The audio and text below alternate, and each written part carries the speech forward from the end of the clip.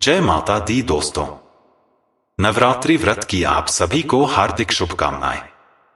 नमस्कार दोस्तों, एक बार फिर से आप सभी को हार्दिक स्वागत और हार्दिक अभिनंदन है।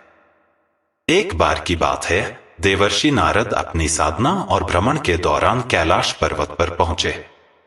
वे सदैव देवताओं और ऋषि मुनियों के पास ज्ञान, भक्ति और धर्म के विषय में जिज्ञासा रखते थे।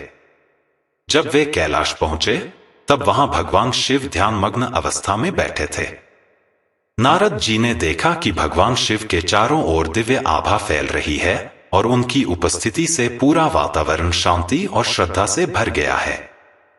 नारद जी ने भगवान शिव को प्रणाम किया और उनके समक्ष बैठकर ध्यान मग्न अवस्था में प्रतीक्षा करने लगे।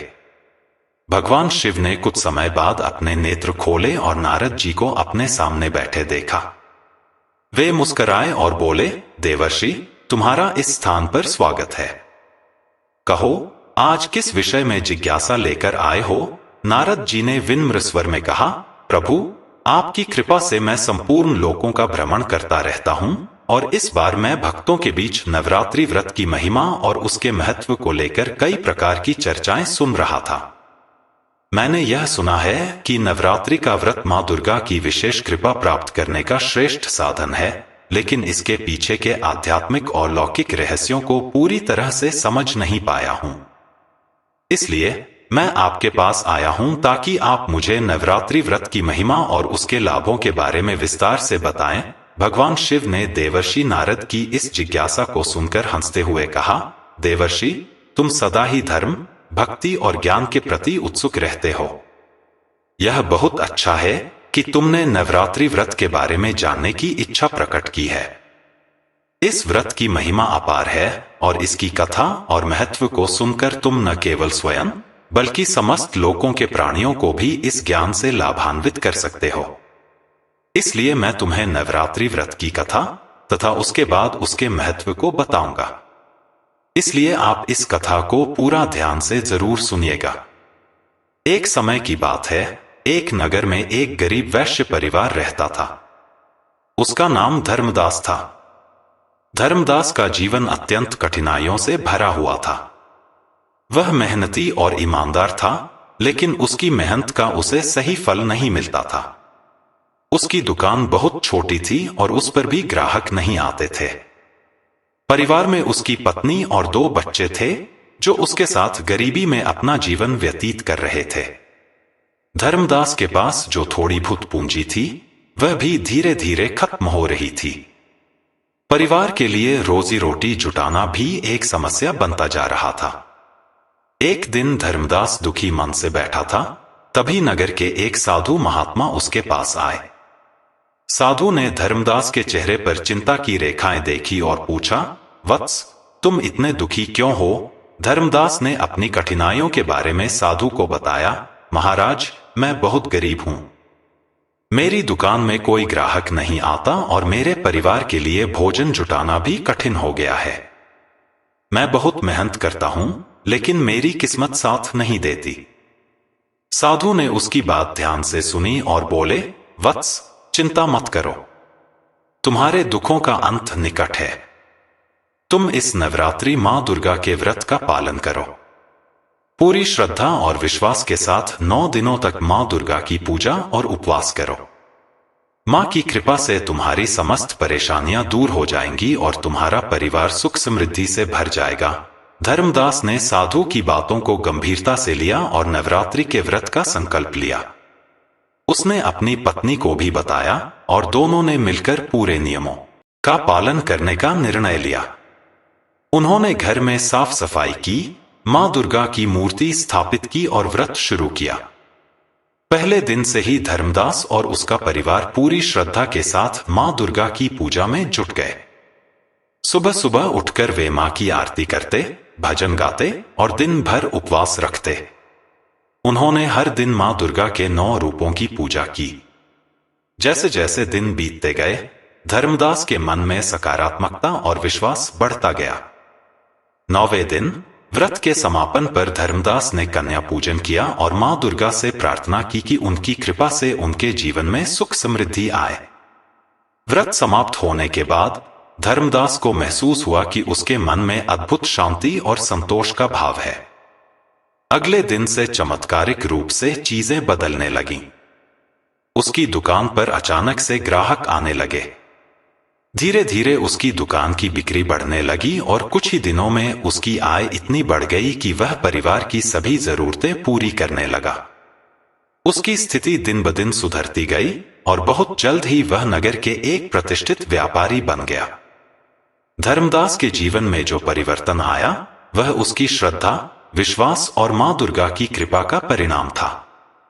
उसने अपनी पत्नी और बच्चों के साथ मिलकर हर साल नवरात्रि का व्रत रखने का संकल्प लिया और नियमित रूप से मां दुर्गा की पूजा करने लगा। धर्मदास का परिवार अब सुख समृद्धि में जीवन जी रहा था। उनका घर धनधान्य से भर गया था और वे सब मिलकर खुशी खुशी जीवन व्यतीत करने लगे। धर्मदास ने यह अनुभव किया कि नवरात्रि का व्रत केवल एक धार्मिक अनुष्ठान नहीं है, बल्कि यह मन की शुद्धि, आत्मा की जागृति और जीवन में सकारात्मक परिवर्तन लाने का माध्यम है। वह इस सत्य को समझ गया कि जब कोई व्यक्ति सच्चे मन से मां दुर्गा की आराधना करता है तो मां उसकी हर मनोकामना पूर्ण करती है। इसी विश्वास के साथ धर्मदास ने अपने जीवन को धर्म और सेवा के मार्ग पर अग्रसर किया और दूसरों को भी नवरात्रि के व्रत और मां दुर्गा की महिमा के बारे में बताया। इस प्रकार धर्मदास और उसका परिवार मां दुर्गा की कृपा से न केवल आर्थिक रूप से समृद्ध हुआ, बल्कि आध्यात्मिक शांति और सुख भी प्राप्त किया। फिर भगवान शिव कहते हैं, हे देवर्षि, अब मैं तुम्हें नवरात्रि व्रत के महत्व को बताता हूं। भगवान शिव ने नवरात्रि व्रत के विषय में विस्तार से बताना आरंभ किया। उन्होंने कहा, नवरात्रि का व्रत मां दुर्गा की 9 रूपों की उपासना का पर्व है। यह व्रत मुख्य रूप से अश्विन और चैत्र महीने में मनाया जाता है, जब मां दुर्गा पृथ्वी पर अवतरित होती हैं और अपने भक्तों की मनोकामनाएं पूर्ण करती हैं। नवरात्रि का पर्व जीवन में आध्यात्मिक शुद्धि, मानसिक शांति और सुख समृद्धि का मार्ग प्रशस्त करता है। नवरात्रि का व्रत करने वाला व्यक्ति मां दुर्गा के 9 रूपों की आराधना करता है: शैलपुत्री, ब्रह्मचारिणी, चंद्रघंटा, कूष्मांडा, स्कंदमाता, कात्यायनी, कालरात्रि, महागौरी और सिद्धिदात्री। प्रत्येक रूप का अपना विशेष महत्व है और हर दिन की पूजा से भक्त को विशेष आशीर्वाद प्राप्त होते हैं। नारद जी ने इस पर प्रश्न किया, प्रभु, यह तो सर्वविदित है कि मां दुर्गा की पूजा से अनंत फल प्राप्त होते हैं, लेकिन क्या आप हमें यह विस्तार से बता सकते हैं कि नवरात्रि के व्रत से भक्त को किस प्रकार के लाभ मिलते हैं और यह व्रत किस प्रकार किया जाना चाहिए? भगवान शिव ने उत्तर दिया, देवर्षि, नवरात्रि व्रत को विधिपूर्वक करने का अत्यधिक महत्व है। इस व्रत को करने के लिए भक्त को मन, वचन और कर्म से शुद्ध होना चाहिए। व्रत की शुरुआत घट स्थापना से की जाती है, जिसमें मां दुर्गा की प्रतिमा या तस्वीर को एक पवित्र स्थान पर स्थापित किया जाता है। फिर 9 दिनों तक भक्त को उपवास रखना होता है और हर दिन मां के एक विशेष रूप की पूजा की जाती है। उपवास का अर्थ केवल भोजन से दूरी नहीं है, बल्कि यह आत्मा और मन को भी बुरे विचारों, क्रोध, लोभ और अहंकार से दूर रखने का समय होता है। उपवास के दौरान भक्त को मांत्रिक जाप, भजन कीर्तन और मां दुर्गा के गुणगान में लगे रहना चाहिए। ऐसा करने से मां दुर्गा की कृपा प्राप्त होती है और जीवन में आने वाली सभी बाधाएं समाप्त हो जाती हैं। इस व्रत के लाभ अनंत हैं।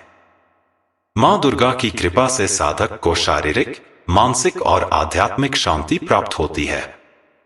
जीवन की समस्त समस्याओं, चाहे वह आर्थिक हो, शारीरिक हो या मानसिक, सभी मां की कृपा से दूर हो जाती हैं। जो भक्त नवरात्रि के दौरान श्रद्धा से व्रत करता है, उसके परिवार में सुख शांति और समृद्धि आती है। उसके सभी कष्ट समाप्त हो जाते हैं और उसे जीवन में अपार खुशियां प्राप्त होती हैं।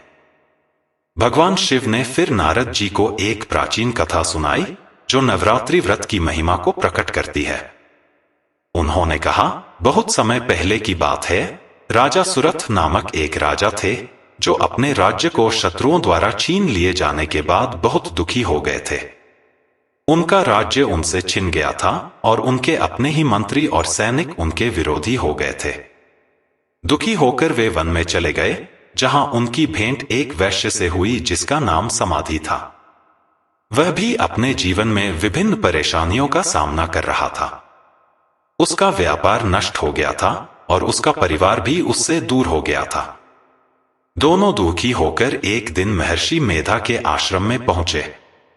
महर्षि ने उनकी व्यथा सुनकर उन्हें मां दुर्गा की महिमा के बारे में बताया और नवरात्रि व्रत करने की सलाह दी। राजा सुरथ और वैश्य समाधि ने महर्षि के निर्देशानुसार नवरात्रि का व्रत किया और मां दुर्गा की आराधना की। उनके श्रद्धा और भक्ति से प्रसन्न होकर मां दुर्गा ने उन्हें दर्शन दिए और उनकी समस्त समस्याओं का समाधान किया। राजा सुरथ को उसका खोया हुआ राज्य वापस मिला और वैश्य समाधि को अपने परिवार और व्यापार में सुख समृद्धि प्राप्त हुई। इस प्रकार नवरात्रि व्रत करने से उन दोनों की समस्त मनोकामनाएं पूर्ण हो गईं और उन्होंने मां दुर्गा की कृपा से नया जीवन प्राप्त किया। भगवान शिव ने आगे बताया, नवरात्रि का व्रत केवल लौकिक सुख संपत्ति प्राप्त करने का साधन नहीं है, बल्कि यह आध्यात्मिक उन्नति का भी मार्ग है। जो व्यक्ति नवरात्रि व्रत करता है उसे आत्मशुद्धि का अवसर प्राप्त होता है। व्रत के दौरान मन, शरीर और आत्मा की पवित्रता के साथ साधक आध्यात्मिक रूप से सशक्त होता है। मां दुर्गा की आराधना से व्यक्ति के भीतर नकारात्मकता, आलस्य, भय और अज्ञान का नाश होता है और उसके स्थान पर साहस, ज्ञान, संयम और भक्ति का संचार होता है। नवरात्रि के दौरान भक्त को मां दुर्गा के 9 रूपों का ध्यान करते हुए अपनी आत्मा को उनके चरणों में समर्पित कर देना चाहिए। इससे उसे मोक्ष का मार्ग प्राप्त होता है और संसार के बंधनों से मुक्ति मिलती है। भगवान शिव ने नारद जी को व्रत के नियमों और विधियों के बारे में बताते हुए कहा, देवर्षि, व्रत के दौरान भक्त को कुछ विशेष बातों का ध्यान रखना चाहिए। सबसे पहले उसे सदैव सत्य बोलना चाहिए और किसी भी प्रकार के क्रोध, लोभ और अहंकार से दूर रहना चाहिए। व्रत के दौरान किसी भी प्रकार के तामसिक भोजन या नशे से परहेज करना चाहिए। व्रत के दिनों में केवल सात्विक भोजन करना चाहिए और अधिकतर समय उपवास में रहना चाहिए। व्रत का मुख्य उद्देश्य है मन और आत्मा की शुद्धि, इसलिए यह आवश्यक है कि भक्त न केवल बाहरी रूप से बल्कि आंतरिक रूप से भी शुद्ध हो। इसके साथ ही व्रत के दौरान भक्त को ध्यान, जाप और पूजा में लीन रहना चाहिए ताकि उसकी आत्मा मां दुर्गा की शक्ति से ओतप्रोत हो सके। भगवान शिव ने अपनी बात समाप्त करते हुए कहा, देवर्षि, नवरात्रि का व्रत मां दुर्गा की कृपा प्राप्त करने का सर्वोत्तम मार्ग है।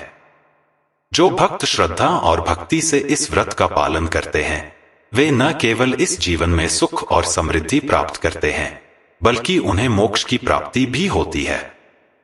मां दुर्गा उनकी समस्त मनोकामनाएं। तो दोस्तों, आपको यह कथा कैसी लगी कमेंट में जरूर बताइएगा तथा इसी प्रकार के वीडियो देखने के लिए इस चैनल को सब्सक्राइब जरूर करें।